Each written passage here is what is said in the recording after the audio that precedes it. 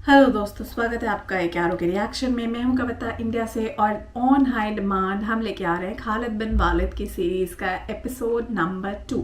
जी हाँ, first episode में मैं ऑलरेडी रिएक्ट करके देख चुकी थी कि खालिद बिन वालिद का एपिसोड मुझे कैसा लगेगा और काफ़ी मज़ेदार एपिसोड था।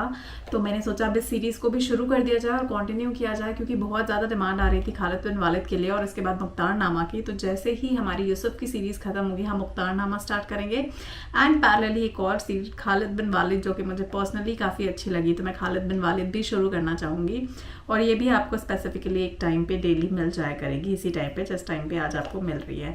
तो खालिद बिन वालिद को भी इसी तरह सपोर्ट करिए और देखते हैं कि ये एपिसोड में खालिद बिन वालिद के क्या होता है, क्योंकि लास्ट एपिसोड तो मज़ेदार था। तो बिना देरी किए हुए आइए शुरू करते हैं। अगर आपने चैनल सब्सक्राइब नहीं करा तो चैनल सब्सक्राइब ज़रूर कर लें और ऐसे ही अच्छी अच्छी रिक्वेस्ट करते रहें।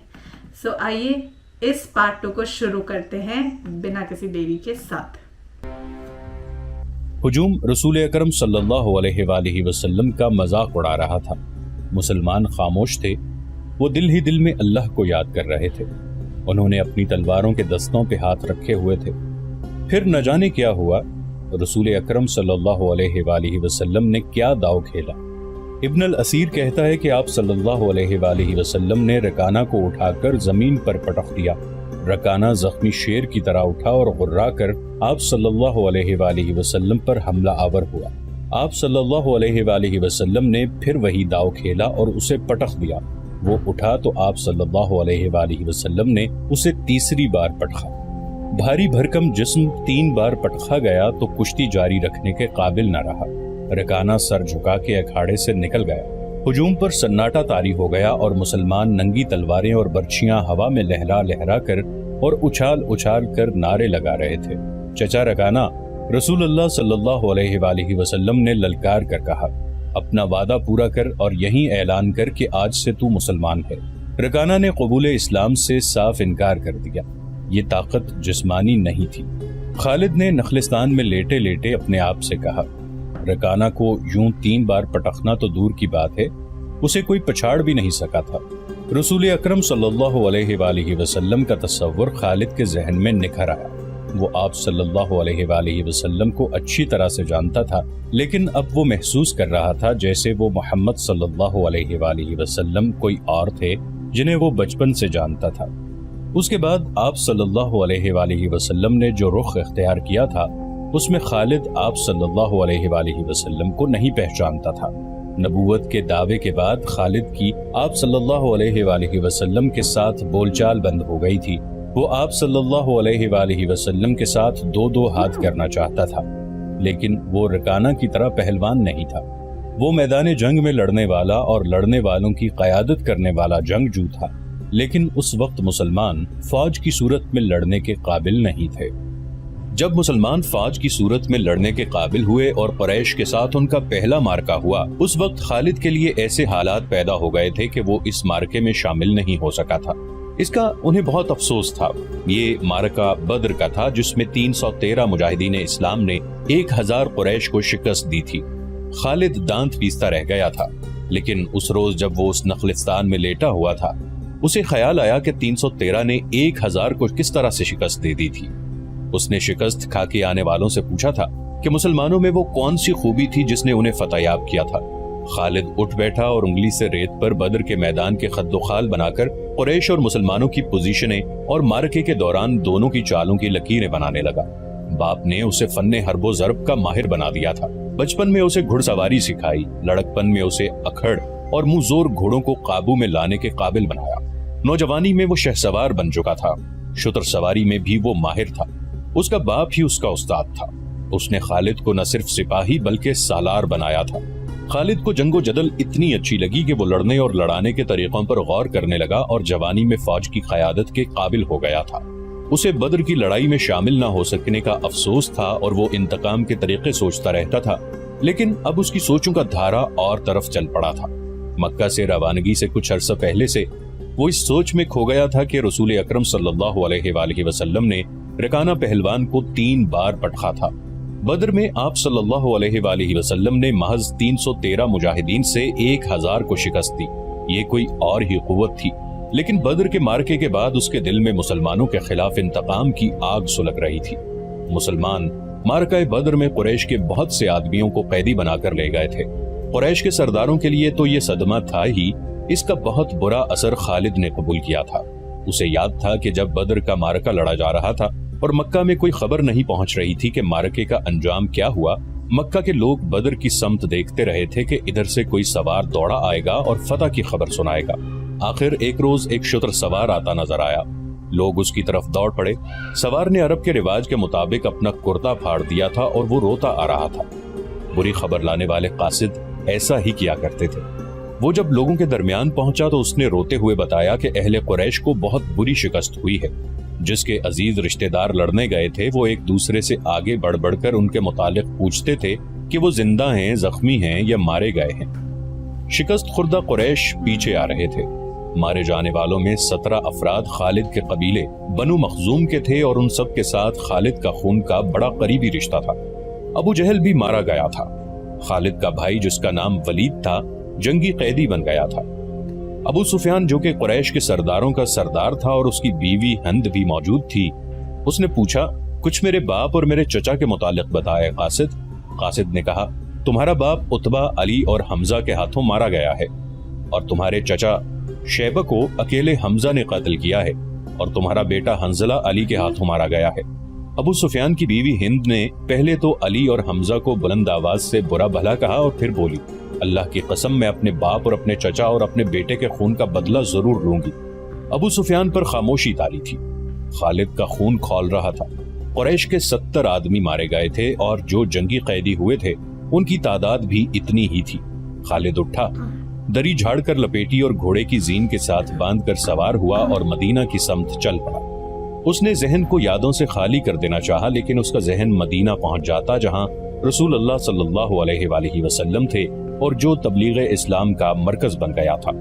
آپ صلی اللہ علیہ وسلم کا خیال آتے ہی اس کا ذہن پیچھے چلا جاتا اور اسے وہ منظر دکھاتا جس کے خالق حضور صلی اللہ علیہ وآلہ وسلم تھے۔ اس کے ذہن میں ہند کے الفاظ یاد آئے جو اس نے اپنے خامند ابو سفیان سے کہے تھے، میں اپنے باپ اور چچا کو بھول سکتی ہوں۔ ہند نے کہا تھا، کیا میں اپنے لخت جگر حنظلہ کو بھی بھول جاؤں؟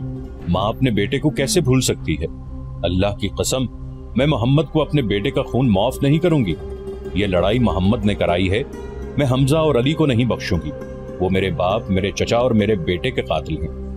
میرے خون کو صرف میرے بیٹے کا قتل گرما رہا ہے۔ ابو سفیان نے کہا تھا، مجھ پر اپنے بیٹے کے خون کا انتقام فرض ہو گیا ہے۔ میں سب سے پہلے یہ کام کروں گا کہ محمد صلی اللہ علیہ وآلہ وسلم کے خلاف زبردست فوج تیار کر کے اسے آئندہ لڑنے کے قابل نہیں چھوڑوں گا۔ مشہور مورخ اور وقائع نگار واقدی لکھتا ہے کہ اگلے ہی روز ابو سفیان نے تمام سرداروں کو بلایا۔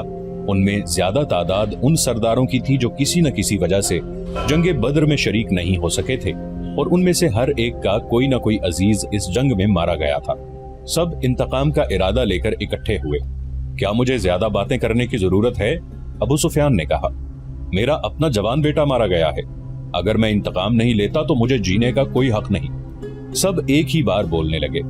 وہ اس بات پر متفق تھے کہ مسلمانوں سے بدر کی شکست کا انتقام لیا جائے، لیکن آپ میں سے کوئی بھی اپنے گھر میں نہ بیٹھا رہے۔ خالد نے کہا، بدر میں ہم صرف اس لیے ذلت میں گھرے تھے کہ سردار گھروں میں بیٹھے رہے اور ان لوگوں کو لڑنے بھیج دیا جو قریش کی عظمت کو نہیں سمجھتے تھے۔ کیا میرے باپ کو بھی قریش کی عظمت کا خیال نہ تھا؟ خالد کے چچا زاد بھائی اکرمہ جو ابو جہل کا بیٹا تھا برہم ہوتے ہوئے کہا، کیا صفوان بن امیہ کے باپ کو بھی قریش کی عظمت کا خیال نہ تھا؟ تم کہاں تھے الولید کے بیٹے؟ ہم یہاں ایک دوسرے سے لڑنے کے لیے اکٹھے نہیں ہوئے۔ ابو سفیان نے کہا، خالد تمہیں ایسی بات نہیں کہنی چاہیے تھی جس سے کوئی اپنی بے عزتی محسوس کرے۔ ہم میں سے کوئی بھی عزت والا نہیں رہا۔ خالد نے کہا، ہم سب اس وقت تک بے عزت رہیں گے جب تک ہم محمد صلی اللہ علیہ وسلم اور اس کے چیلوں کو ہمیشہ کے لیے ختم نہیں کر دیتے۔ مجھے اپنے گھوڑے کے سموں کی قسم، میرے خون کی گرمی نے میری آنکھیں جلا دی ہیں۔ ان آنکھوں کو مسلمانوں کا خون ٹھنڈا کر سکتا ہے۔ میں پھر کہوں گا کہ اب سردار آگے ہوں، اور میں جانتا ہوں کہ میں میدان جنگ میں کہاں ہوں گا، لیکن جنگ میں ہمارا جو سردار ہوگا میں اس کے حکم کا پابند رہوں گا، اور اگر میں سمجھوں گا کہ مجھے سردار نے ایسا حکم دیا ہے جو ہمیں نقصان دے گا تو میں ایسا حکم نہیں مانوں گا۔ سب نے متفقہ طور پر ابو سفیان کو اپنا سردار مقرر کیا۔ اس سے ایک روز پہلے اہل مکہ کا ایک قافلہ فلسطین سے مکہ واپس آیا تھا۔ یہ تجارتی قافلہ تھا۔ مکہ کے باشندوں خصوصاً قریش کے ہر خاندان نے اس تجارت میں حصہ ڈالا تھا۔ اس قافلے میں کم و بیش 1000 اونٹ تھے اور جو مال گیا تھا اس کی مالیت 50,000 دینار تھی۔ قافلے کا سردار ابو سفیان تھا جس نے 50,000 پر 50,000 دینار منافع کمایا تھا۔ قافلے سے واپسی کا راستہ مدینہ سے گزرتا تھا۔ مسلمانوں کو پتہ چل گیا، انہوں نے پورے قافلے کو گرفتار کرنے کا ارادہ کیا اور ایک مقام پر قافلے کو گھیرے میں لے لیا، لیکن وہ زمین ایسی تھی کہ ابو سفیان نے ایک ایک آدمی اور ایک ایک اونٹ کو زمین کے اونچے نیچے خدوخال سے فائدہ اٹھاتے ہوئے گھیرے سے نکال دیا تھا۔ خالد کا گھوڑا خرامہ مدینہ کی طرف جا رہا تھا، مگر خالد کا ذہن پیچھے کو سفر کر رہا تھا۔ اسے اس وقت کا جب قریش انتقام کی سکیم بنانے کے لیے اکٹھے ہوئے تھے، ایک ایک لفظ جو کسی نے کہا تھا سنائی دے رہا تھا۔ اگر تم نے مجھے اپنی سرداری دی ہے تو میرے ہر فیصلے کی پابندی تم پر لازم ہے۔ ابو سفیان نے کہا، میرا پہلا فیصلہ یہ ہے کہ میں نے ابھی 50,000 دینار منافع سب میں تقسیم نہیں کیا، وہ میں تقسیم نہیں کروں گا، یہ مسلمانوں کے خلاف فیصلہ کن جنگ میں استعمال ہوگا۔ مجھے اور میرے خاندان کو یہ فیصلہ منظور ہے۔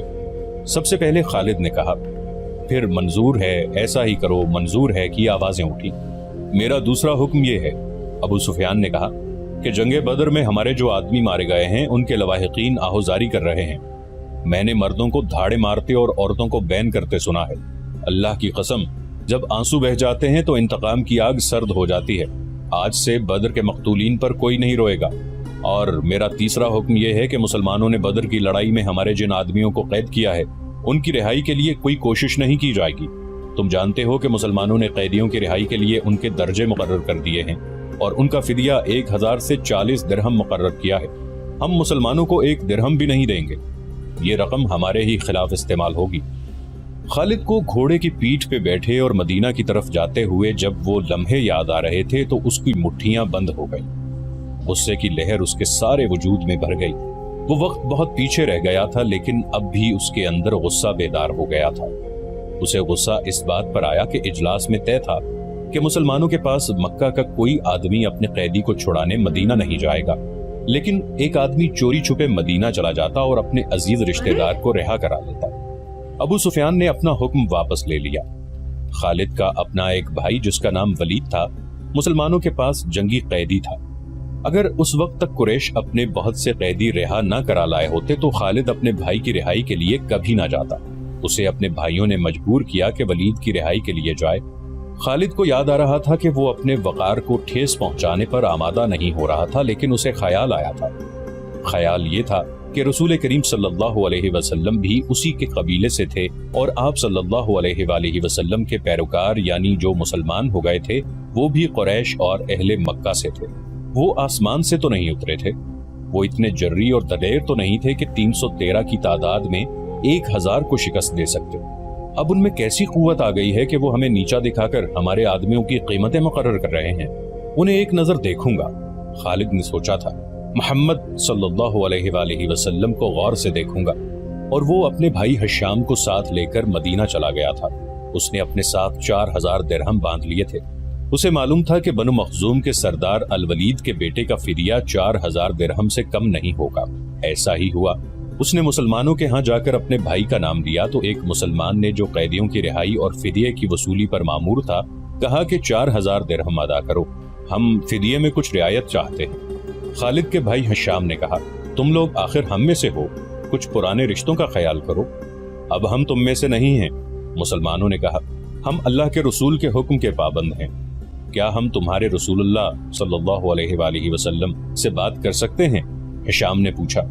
حشام، خالد نے گرج کر کہا، میں اپنے بھائی کو اپنے وقار پر قربان کر چکا تھا، مگر تم مجھے ساتھ لے آئے، یہ جتنا مانگتے ہیں اتنا ہی دے دو، میں محمد صلی اللہ علیہ وآلہ وسلم کے سامنے جا کر رحم کی بھیک نہیں مانگوں گا۔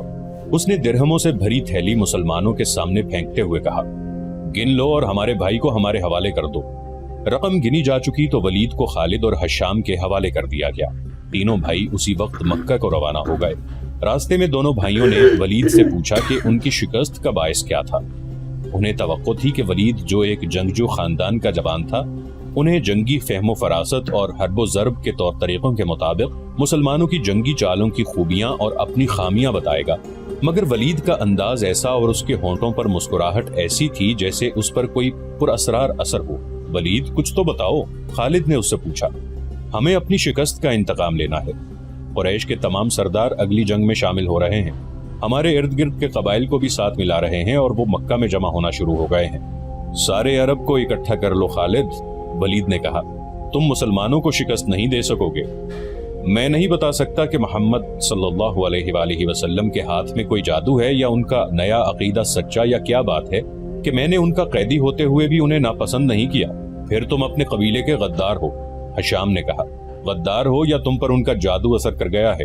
وہ یہودی پیشوا ٹھیک کہتا ہے کہ محمد صلی اللہ علیہ وآلہ وسلم کے پاس کوئی نیا عقیدہ اور نیا مذہب نہیں، اس کے ہاتھ میں کوئی جادو آ گیا ہے۔ جادو ہی تھا، ورنہ بدر میں قریش شکست کھانے والے نہیں تھے، خالد نے کہا۔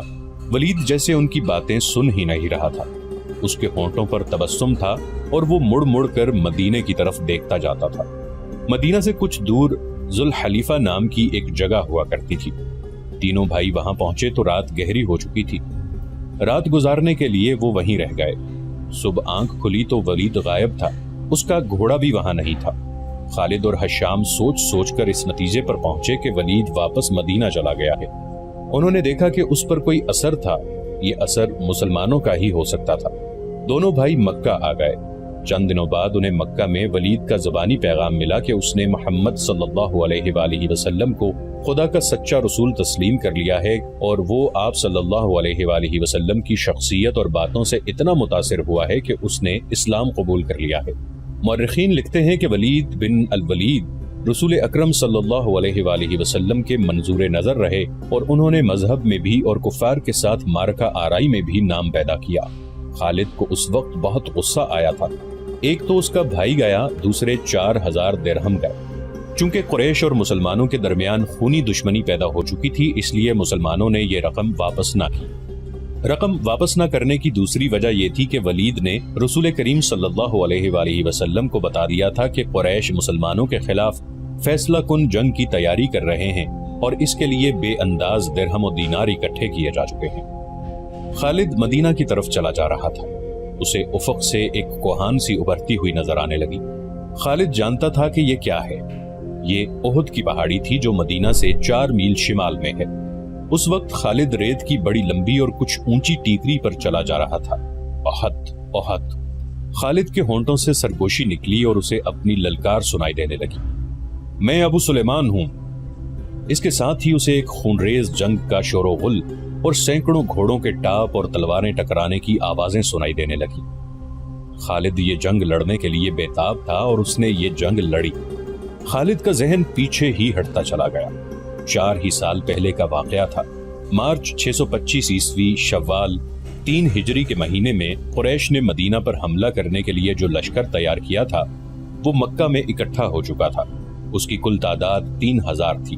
اس میں 700 افراد نے زرہ پہن رکھی تھی۔ گھڑ سوار 200 کے لگ بھگ تھے اور رسد اور سامان جنگ 3000 اونٹوں پر لدا ہوا تھا۔ یہ لشکر کوچ کے لیے تیار تھا۔ خالد کو ایک روز پہلے کی بات کی طرح یاد تھا کہ اس لشکر کو دیکھ کر وہ کس قدر خوش ہوا تھا۔ انتقام کی آگ بجھانے کا وقت آ گیا تھا۔ اس لشکر کا سالار اعلیٰ ابو سفیان تھا اور خالد اس لشکر کے ایک حصے کا کمانڈر تھا۔ اس کی بہن بھی اس لشکر کے ساتھ جا رہی تھی۔ اس کے علاوہ 14 عورتیں اس لشکر کے ساتھ جانے کے لیے تیار تھیں۔ ان میں ابو سفیان کی بیوی ہند بھی تھی، عمر بن العاص کی اور ابو جہل کے بیٹے اکرمہ کی بیویاں بھی شامل تھیں۔ باقی سب گانے بجانے والیاں تھیں۔ سب کی آواز میں سوز تھا اور ان کے ساز دف اور ڈھولک تھے۔ ان عورتوں کا جنگ میں یہ کام تھا کہ جوشیلے اور جذباتی گیت گا کر سپاہیوں کا حوصلہ بلند رکھیں اور ان کی یاد تازہ کرتی رہیں جو جنگ بدر میں مارے گئے تھے۔ خالد کو افریقہ کا ایک حبشی یاد آیا جس کا نام وحشی بن حرب تھا۔ وہ قریش کے ایک سردار جبیر بن مطعم کا غلام تھا۔ وہ دراز قد اور سیاہ روح اور طاقتور تھا۔ اس نے برچھی مارنے کے فن میں شہرت حاصل کی تھی۔ اس کے پاس افریقہ کی بنی ہوئی برچھی تھی۔ اس کا افریقی نام کچھ اور تھا۔ اسے عربی نام جبیر نے اس کے جنگی کمالات دیکھ کر دیا تھا۔ بن حرب کوچ سے کچھ دیر پہلے جبیر بن مطعم نے اسے کہا، مجھے اپنے چچا کے خون کا بدلہ لینا ہے، شاید مجھے موقع نہ مل سکے۔ میرے چچا کو بدر کی لڑائی میں محمد کے چچا حمزہ نے قتل کیا تھا۔ اگر تم حمزہ کو قتل کر دو تو میں تمہیں آزاد کر دوں گا۔ حمزہ میری برچھی سے قتل ہوگا یا آقا؟ وحشی بن حرب نے کہا۔ یہ حبشی غلام اس طرف جا نکلا جہاں وہ عورتیں اونٹوں پر سوار ہو چکی تھیں جو اس لشکر کے ساتھ جا رہی تھیں۔ ابو وسمہ کسی عورت نے پکارا، یہ وحشی بن حرب کا دوسرا نام تھا۔ وہ رک گیا، دیکھا کہ ابو سفیان کی بیوی ہند اسے بلا رہی تھی۔ وہ اس کے قریب چلا گیا۔ ابو وسمہ، ہند نے کہا، حیران نہ ہو، تجھے میں نے بلایا ہے۔ میرا سینہ انتقام کی آگ سے جل رہا ہے، میرا سینہ ٹھنڈا کر دے۔ حکم خاتون۔ غلام نے کہا، اپنے سالار کی زوجہ کے حکم پر اپنی جان بھی دے دوں گا۔ بدر میں میرے باپ کو حمزہ نے قتل کیا تھا۔ ہند نے کہا، تو حمزہ کو اچھی طرح پہچانتا ہے۔ یہ دیکھ، میں نے سونے کے جو زیورات پہن رکھے ہیں، اگر تو حمزہ کو قتل کر دے گا تو یہ سب زیورات تیرے ہوں گے۔ وحشی بن حرب نے ہند کے زیورات پر نظر ڈالی تو وہ مسکرایا اور زیر لب پرعزم لہجے میں بولا، حمزہ کو میں ہی قتل کروں گا۔ خالد کو اپنے لشکر کا کوچ یاد تھا، اسی رستے سے لشکر مدینے کو گیا تھا۔ اس نے ایک بلند جگہ کھڑے ہو کر لشکر کو دیکھا تھا، اس کا سینہ فخر سے پھیل گیا تھا۔ اوہ بھائی صاحب، تو یہاں پہ تو انہوں نے بہت کچھ بتایا اینڈ آنیسٹلی مجھے اتنے سارے نام تو اتنی جلدی نہیں یاد ہوں گے جو انہوں نے اتنے سارے بول دے، تو ابھی کیونکہ دوسرا ہی ایپیسوڈ ہے، میں بہت دنوں بعد دیکھ رہی ہوں تو مجھے اتنا جلدی یاد نہیں ہوگا، بٹ جتنا میں نے ریکال کیا، جتنا میں نے پڑھا تھا ان کے بارے میں، اس میں یہ کیا گیا تھا کہ خالد بن والد جو ہیں یہ بیسیکلی رننیتی میں بہت ہی کوشل مانے جاتے ہیں، یعنی بہت وکھیات مانے جاتے ہیں، اور ان کا جو جنم تھا وہ 592 عیسوی میں ہوا تھا، عرب کے ایک نامور پریوار میں ہوا تھا، اور خالد بن والد نے بیسیکلی جب اسلام کو اپنایا تھا، رائٹ، بیسیکلی اسلام دھرم پہلے تو انہوں نے شاید گرہن نہیں کیا تھا، بعد میں جب اسلام کے کٹر شترو تھے، لیکن 628 عیسوی میں انہوں نے لٹرلی اسلام کو سویکار کر لیا تھا، اور اس کے بعد انہوں نے حضرت محمد صاحب کے ایک مکھ جو متر تھے، جیسے بیسٹ فرینڈ ہم کہہ سکتے ہیں، اس کے روپ میں انہوں نے اپنی پہچان بنائی تھی۔ تو یہ میں نے پڑھا تھا ان کے بارے میں، اینڈ حضرت محمد صاحب کے دنیا سے جانے کے بعد جب اسلام کے اترادھکاری کی بات آتی ہے خلیفہ کے روپ میں، تب ہم حضرت ابو بکر اور خلیفہ عمر کی خلافت میں انہیں اسلامی سینا کا کمانڈر بیسیکلی نیوکت کر لیا گیا تھا، اور اس لیے انہوں نے کئی لڑائیوں کا نیترتو بڑے حوصلے کے ساتھ کیا تھا، انہوں نے بہت وارئر اسی لیے کہا جاتا ہے۔ سو دس واز آل انٹرسٹنگ تھا جس طرح سے انہوں نے پورا واقعہ بتایا، جس طرح سے وہ بدلے کی بھاونا آئی، جس طرح سے مکہ میں لڑائی کی بات ہوئی، تو سب کچھ بہت تھا۔ بس یس نام مجھے تھوڑا سا یاد کرنا پڑے گا، which will help me a lot to understand this, but امید کرتی ہوں کہ آپ کو مزہ آیا دیکھنے میں، سننے میں، اور مجھے بھی یہ ہسٹری جان کے، یہ فیکٹس جان کے یہ بہت اچھا لگ رہا ہے۔ سو یہ ساری میری انٹرسٹ ایریاز ہے، so I will be on it, and اس طرح کی سیریز آپ کو ریگولرلی ملتی رہیں گی۔ میں ملتی ہوں آپ سے اگلے ایپیسوڈ میں، تب تک کے لیے جے ہند، نمستے، ست شری اکال، اپنا دھیان رکھیے گا، بائے بائے۔